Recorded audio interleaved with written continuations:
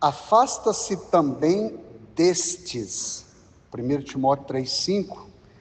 Aqui nós temos algumas maneiras pelas quais o Espírito Santo influencia a nossa vida. Ele pode nos influenciar e nos dar discernimento em relação a amizades. Algumas pessoas, elas são contenciosas, críticas, e termina gerando uma atmosfera de ira, de instabilidade, e onde elas chegam, elas conseguem trazer algo negativo. Aí seria uma ira, um cinismo. Aí a Bíblia diz, em 2 Timóteo, Paulo escrevendo a Timóteo aqui, capítulo 3,5, vou ler aqui, 2 Timóteo 3,5, ele vai dizer o seguinte, primeiro, segundo, ele vai dizer assim, tendo aparência de piedade, mas negando a eficácia dela, destes, afasta-te. Então, quase que a gente tem que ser um pouco seletivo na questão de amizade. Estamos falando aqui de 3 maneiras pelas quais o Espírito Santo influencia a nossa vida. Uma das maneiras, ele influencia e nos dando discernimento em relação às nossas amizades. As pessoas com quem nós andamos e com quem nós nos conectamos, diz muito sobre a nossa vida. Então, isso aqui é muito claro. É importante que a gente fique atento a pessoas com instabilidade. Tem pessoa que é muito instável. E essa instabilidade, ela gera também instabilidade nas pessoas que estão próximas. A influência de uma pessoa, ela exerce um domínio tão forte que pode comprometer o ser humano. Ele, por ser um ser gregário, por ser um produto do meio, ele se adapta ao meio. Se você ficar em meio a intelectuais, a tendência sua é conversar sobre coisa intelectual. Se você estiver num meio cético, a tendência sua é adotar o ceticismo como religião. Tu vai se tornar uma pessoa incrédula. Mas se você estiver perto de pessoas que estão próximas de Deus, a tendência sua é ficar perto de Deus. Quanto mais distante a gente fica das coisas de Deus, mais distante a gente fica de Deus. Isso é fato. Por isso que congregar é uma regra bíblica, porque quando nós ouvimos a palavra, a fé é ativada. Romanos 10:17 diz que a fé vem pelo ouvir e o ouvir pela palavra de Deus. Então, quando eu não ouço a palavra de Deus, a tendência é minha fé ir morrendo aos poucos. Outra coisa interessante aqui, quando o Espírito Santo está na liderança, nós conseguimos perceber essas pessoas rapidamente. Você começa a ver que tem uma negatividade em cima da vida daquela pessoa, e que aquela pessoa vai trazer, de certa forma, algum prejuízo para você. Então, o Espírito Santo, ele vai sinalizar. Essa comunhão com o Espírito Santo, ela é imprescindível, porque a partir do momento que a gente está em comunhão com ele, eu me lembro que Paulo, capítulo 17 de Atos, ele tem um encontro com aquela mulher que tinha um espírito demoníaco de adivinhar. Olha a onda do diabo, como foi. Se o Espírito Santo não tivesse na vida de Paulo, ele teria aceito aquele elogio como uma validação do seu ministério. Ele chega com Paulo e Silas e diz: esses homens aí são santos homens de Deus que anunciam o Evangelho. Era mentira ou era verdade? Era verdade. Mas Paulo diz: cala, demônio, sai dela. Se é uma pessoa sem discernimento, sem a pessoa do Espírito Santo, o que ele vai falar? Deus está aprovando o nosso ministério. Deus está com a gente. Até as pessoas estão reconhecendo o que Deus está fazendo por meio de nós. Mas o que Paulo faz? Na hora, cala e sai dela. Isso custou o quê? A prisão de Paulo. Custou apanhá-lo. Custou ter as costas feridas e ser preso num argolão, numa cela subterrânea. Por causa do quê? De não aceitar a validação do inferno. Embora o diabo estivesse falando a verdade na boca daquela moça, o posicionamento do apóstolo Paulo aqui é nos dizer que, ainda que seja verdade, se vem da boca do diabo, a gente não tem que aceitar. Não importa se o inimigo está falando a verdade ou não, devemos sair fora. Então, essa aqui é uma questão muito séria. Lá em 2 Timóteo 2,23, diz assim, evite as controvérsias tolas e inúteis, pois vocês sabem que acabam em briga. Já viu aquela discussão que você sabe que vai dar briga? Sabe que vai dar problema? Essas questões tolas é preciso ser evitadas. A segunda maneira pela qual o Espírito Santo influencia a nossa vida é aumentando a nossa paciência, o que sempre traz paz para nossas circunstâncias também.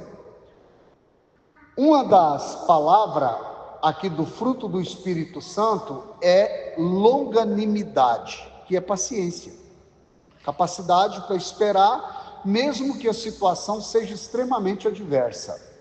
A pessoa tem cautela, tem paciência, espera e é capaz de esperar. Então aqui a Bíblia diz lá em Timóteo 2,24, diz assim: ao servo do Senhor não convém ser contencioso, briguento, mas amável para com todos, apto para ensinar, paciente. Esse apto aqui é alguém que tem a competência para ensinar da forma correta, é apto. É alguém que tem paciência para ensinar, porque ensinar é uma das coisas difíceis. Você acaba de ensinar uma criança uma coisa, na mesma hora ela está fazendo o contrário. Você acaba de criança, tudo bem, mas e quando é o adulto que você ensinou, daqui a pouco está fazendo tudo diferente. Então, essa é outra questão. Infelizmente, a maioria de nós culpa as pessoas ao redor pela atmosfera que nós estamos vivendo, pelo o que é de negativo, beligerante que nós estamos vivendo. É normal Adão apontar a Eva, Eva apontar a cobra. A cobra que faltou gente para apontar, né?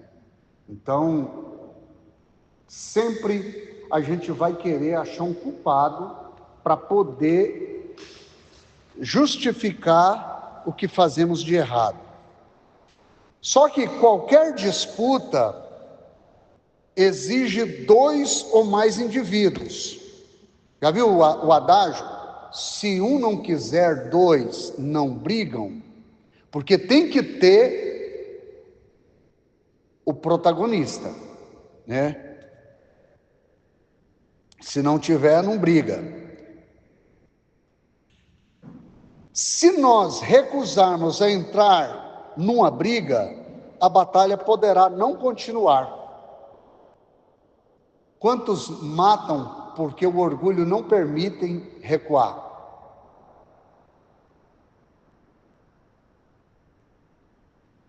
É por isso que matam. Lá em Provérbios disse: não havendo lenha, o fogo se apagará. Quer ver a contenda zerar? Tira a lenha. Não jogue lenha no fogo, porque a lenha vai gerar aumento do fogo. E na maioria das vezes, diz que o carvão, lá em Provérbios 26, 20 e 21, diz assim que o carvão é para as brasas e a lenha para a fogueira. O amigo de briga é para atiçar discórdia. Tem gente que ela tem uma habilidade, você já viu contar a história diz que tinha um jumento preso, e o demônio foi lá e soltou o jumento. O jumento entrou, comeu a horta de alguém, os familiares vieram, mataram o jumento. Aí alguém veio e matou quem matou o jumento, e foi matando. Daí alguém questiona o demônio, fala assim, mas por que, olha o problemão que você causou. Sabe o que o inimigo disse? Só soltei o jumento. O diabo ele nunca vai assumir que é o causador de tudo. Às vezes temos que ter noção que uma palavra errada que nós falamos poderá gerar a desgraça da vida de uma pessoa. E isso precisa ser prudentemente conduzido para que evite problemas devastadores na vida das pessoas. A outra maneira aqui, pela qual o Espírito Santo influencia a nossa vida, é nos dando coragem e força para nos afastarmos das companhias de pessoas tolas.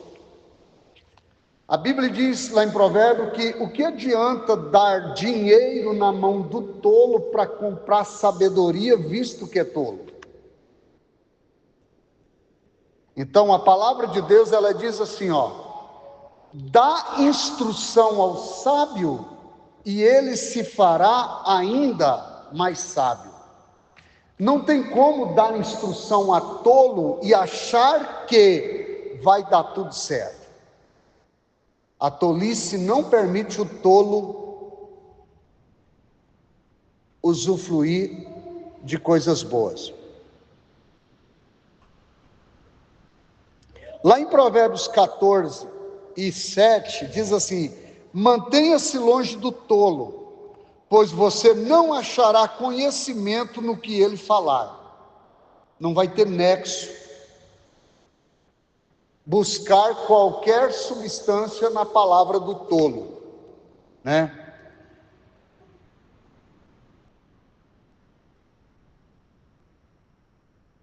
Às vezes nós precisamos estar mais ligados à palavra de Deus, porque a palavra de Deus ela é um instrumento de paz nas mãos do Espírito Santo. Por isso que a gente tem que ler a Bíblia, escutar a Bíblia, vir para a escola dominical, para o culto de ensino, ouvir a palavra de Deus, que a fé, ela vem pelo ouvir e o ouvir pela palavra de Deus. Ficar distante de ouvir, a gente tem muito nexo com coisas banais, com coisas que nos distraem.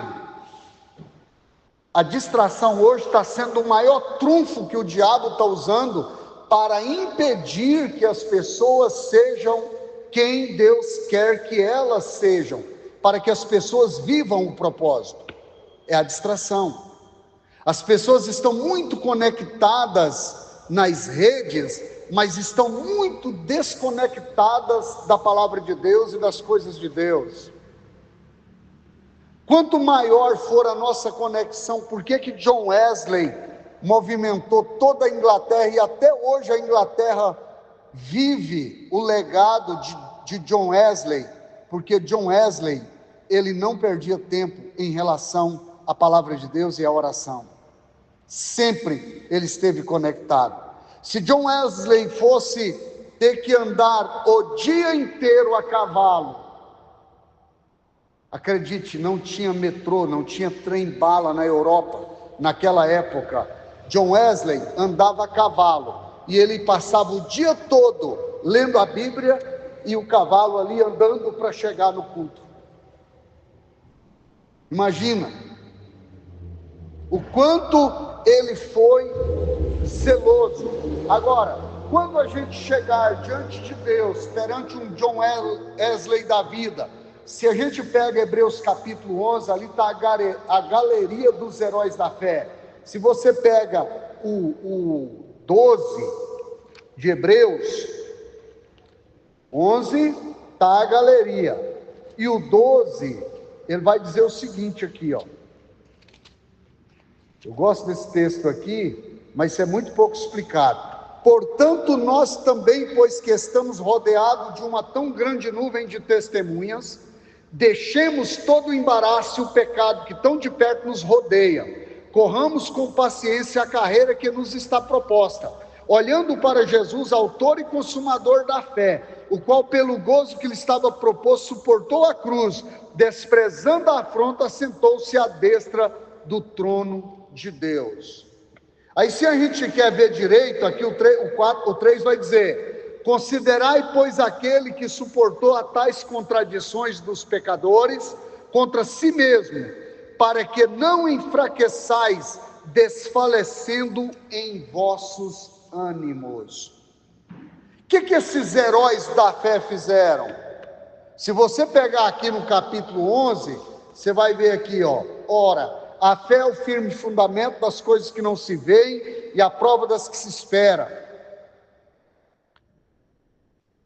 A fé é o firme fundamento das coisas que se espera e a prova das que não se veem. Porque por ela os antigos alcançaram testemunho. Pela fé entendemos que os mundos foram criados pela palavra de Deus, foram criados de maneira que aquilo que se vê não foi feito do que é aparente. Pela fé Abel ofereceu a Deus maior sacrifício do que Caim, pela qual alcançou testemunho de que era justo, dando Deus testemunho dos seus dons, e por ela, depois de morto, ainda fala. E se a gente segue aqui, pela fé Enoque foi trasladado para não ver a morte, e não foi achado porque Deus o trasladara, visto que antes da sua trasladação alcançou testemunho de que andara com Deus. Ele andou 300 anos com Deus. E Deus falou: você nem vai morrer, você vai ser trasladado. Aí o 6 vai dizer: ora, sem fé é impossível agradar a Deus, porque é necessário que aquele que se aproxima de Deus creia que Ele existe, que é galardoador dos que o buscam. E vai indo, pela fé Noé, pela fé Abraão, pela fé Sara.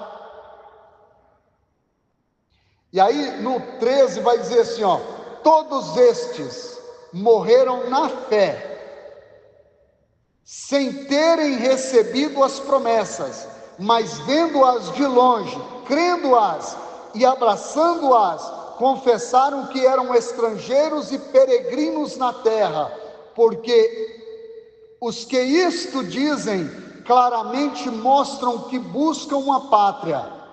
E se na verdade se lembrasse daquela de onde havia saído, teria oportunidade de tornar, mas agora desejam uma melhor, isto é, a celestial, pela que também Deus não se envergonha deles, de se chamar seu Deus, porque já lhes preparou uma cidade.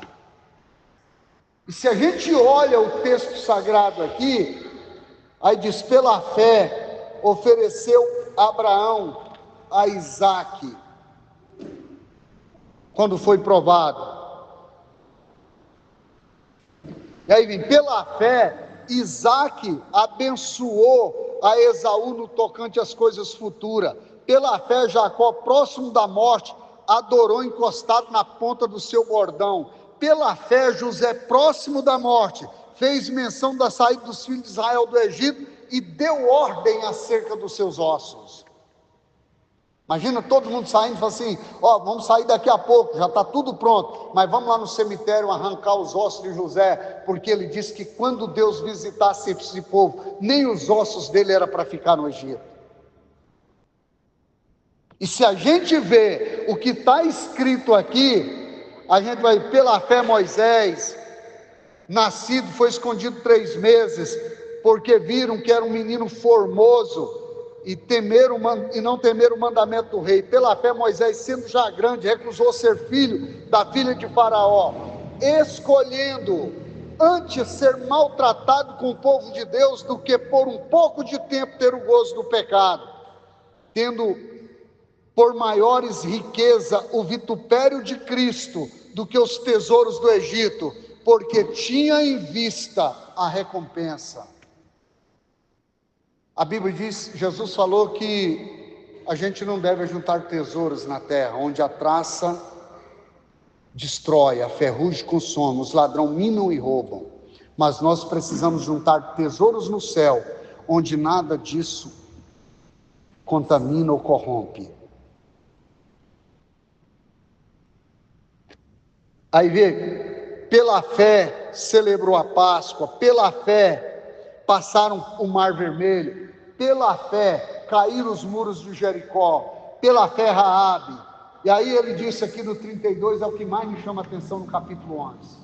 Ele disse assim, ó: que mais direi? Faltar-me-ia tempo, contando de Gideão, desde Baraque, de Sansão e de Jefté, de Davi, de Samuel e dos profetas, os quais pela fé venceram reinos, praticaram a justiça, alcançaram promessa, fecharam as bocas dos leões, apagaram a força do fogo, escaparam do fio da espada, da fraqueza tiraram força, na batalha se esforçaram e puseram em fuga o exército dos estranhos. Quando diz que pela fé apagaram a força do fogo, aqui está citando o caso dos amigos de Daniel lançados na fornalha de fogo ardente. Eles não apagaram o fogo, é tanto que quem foram lançar na fornalha, morreram na porta da fornalha. Mas pela fé apagaram a força do fogo. Não foi o fogo não foi apagado, inclusive ele foi aquecido. E quando a gente olha Daniel, quando eles foram lançados, a Bíblia diz que eles passeavam no meio do fogo. Esse passear aqui dá a ideia deles questionar, mas não foi aquecido 7 vezes mais? Cadê o aquecimento? Cadê o fogo? Cadê o poder de queimar?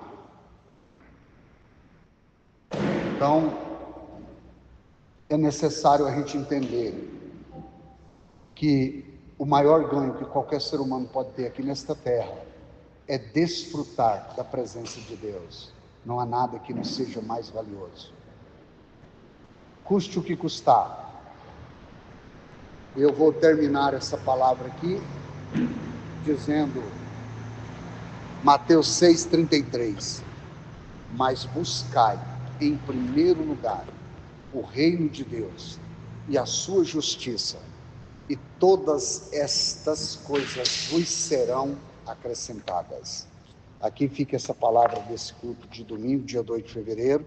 Que Deus abençoe a todos vocês e os que vão ouvir essa palavra posteriormente.